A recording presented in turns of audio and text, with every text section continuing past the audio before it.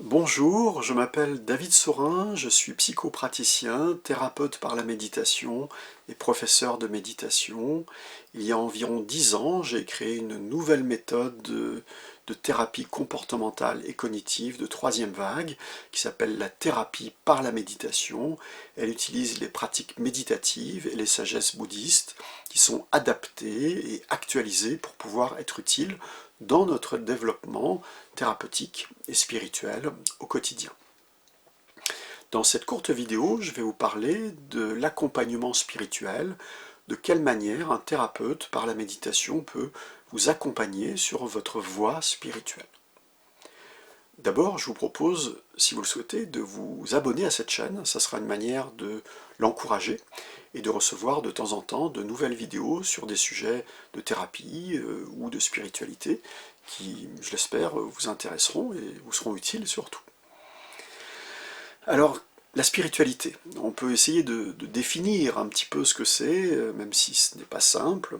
C'est tout ce qui a trait à l'esprit, à la connaissance de l'esprit, au développement de l'esprit, mais aussi au mysticisme, à tout ce qui est transcendantal, comment transcender notre perception ordinaire de nous-mêmes et du cosmos. En spiritualité, on va essayer de se connecter à plus grand que nous, plus vaste que nous. On va essayer de se libérer de nos identifications limitées, ordinaires, d'une perception dualiste du monde, c'est-à-dire moi d'un côté et le monde de l'autre. On va essayer d'identifier d'abord à quel endroit nous sentons séparés des autres et du cosmos, et puis on va essayer de diminuer cette séparation. On va essayer de se relier à notre âme, au tréfonds de notre esprit, c'est-à-dire à une dimension non mentale, non conceptuelle, non dualiste, une dimension plus profonde qui fonctionne sur un autre mode de perception de nous-mêmes et du monde. La spiritualité, c'est un mouvement de libération de l'esprit, on peut dire. On se libère de l'ego, on se libère de tout ce qui nous limite habituellement, on se connecte à plus vaste que nous-mêmes. En méditation thérapeutique, on ne sépare pas thérapie et spiritualité. Pourquoi? Eh bien parce que les deux sont un mouvement de libération.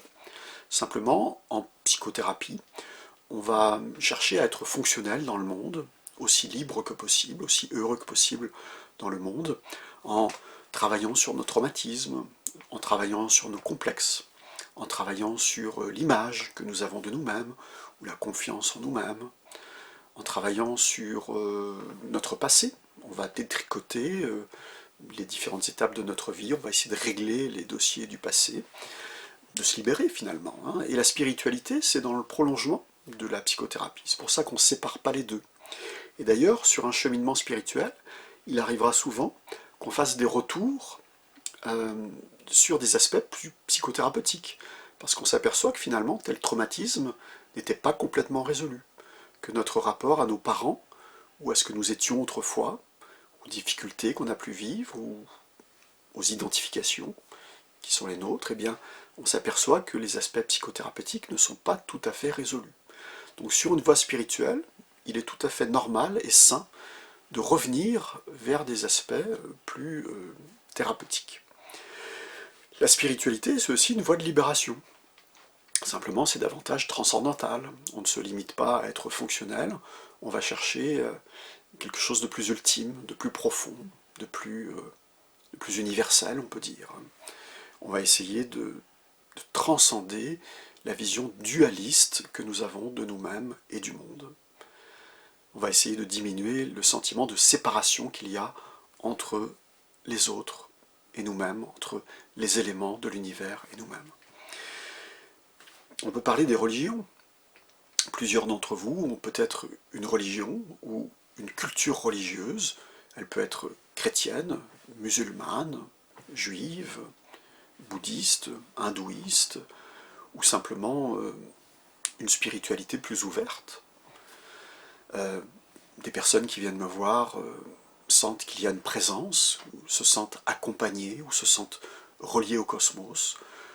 Dans tous les cas que je viens de citer, on peut parler de spiritualité musulmane, chrétienne, bouddhiste, hindouiste, juive. Les francs-maçons aussi ont une spiritualité, et ainsi de suite. Alors on peut se demander en quoi un accompagnant spirituel ou une accompagnante spirituelle pourra vous aider. Eh bien, ce sera probablement une personne qui a différentes qualités, et c'est sur ce point que je vous propose de vous intéresser au moment où vous rencontrez un accompagnant spirituel. Cette personne a-t-elle les qualités requises? D'abord, il faut que ça soit une rencontre. Il faut qu'il y ait une connexion entre vous. Il faut que vous vous sentiez bien et en confiance avec la personne qui va vous accompagner. Et puis, il faut que cette personne ait un long parcours spirituel derrière elle. Il faut qu'elle ait une certaine élévation spirituelle elle-même. Vous pouvez la questionner sur les pratiques, les retraites qu'elle a pu faire, les enseignements qu'elle a pu suivre, les maîtres qu'elle a pu avoir. Mais c'est surtout par la cohérence entre ce qu'elle est, sa vie quotidienne, son humilité, ses actions, et ce qu'elle enseigne, ce qu'elle transmet. Est-ce que cette personne est cohérente? Est-ce que c'est une personne qui a pour souci d'accumuler des richesses? Ou est-ce que c'est une personne qui est très préoccupée par l'image qu'elle donne d'elle-même? Ou alors est-ce que c'est une personne qui a un mode de vie simple, humble, qui va plutôt privilégier les autres, qui va plutôt être bienveillante avec les autres, attentive aux autres, à l'écoute sincèrement, en respectant là où ils en sont, avec bienveillance et douceur. Donc ça sera à vous d'aller essayer de chercher tous ces éléments-là. Est-ce que la personne que vous avez rencontrée ferait un bon accompagnement spirituel pour vous? Il est très important que la personne qui va vous accompagner vous prenne là où vous en êtes, avec vos croyances aidantes, avec vos dogmes peut-être, avec vos rituels, avec les expériences spirituelles que vous avez pu faire, les méthodes qui vous sont familières. Néanmoins, cette personne pourra parfois vous confronter à vos contradictions, parfois vous aider à remettre en question l'idée que vous avez des choses, à examiner telle ou telle expérience spirituelle pour en juger de la validité, de la pertinence. Cette personne pourra vous aider parce qu'elle-même a fait beaucoup d'erreurs sur son chemin spirituel. C'est là une des principales qualités d'un accompagnant spirituel, c'est que c'est une personne qui a fait un long parcours spirituel et qui a fait beaucoup d'erreurs.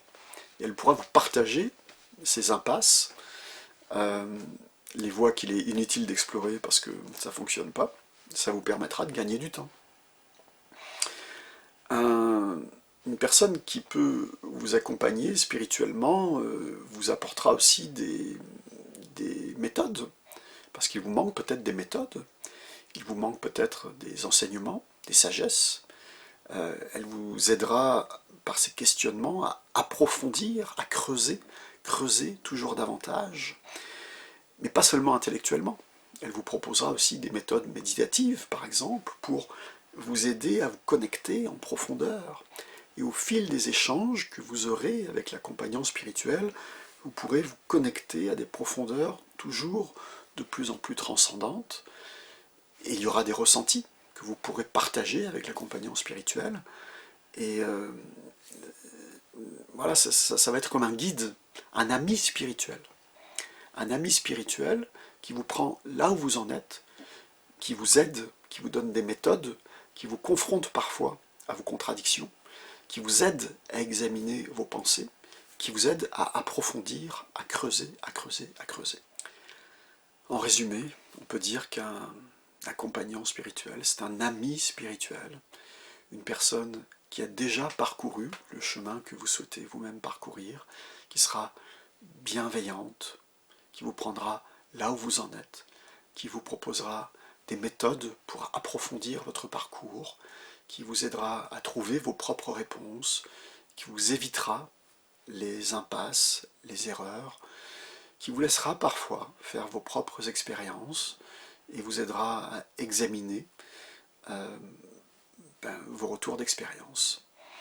Je vous souhaite un très beau parcours spirituel et n'oubliez pas de vous abonner à la chaîne. À bientôt.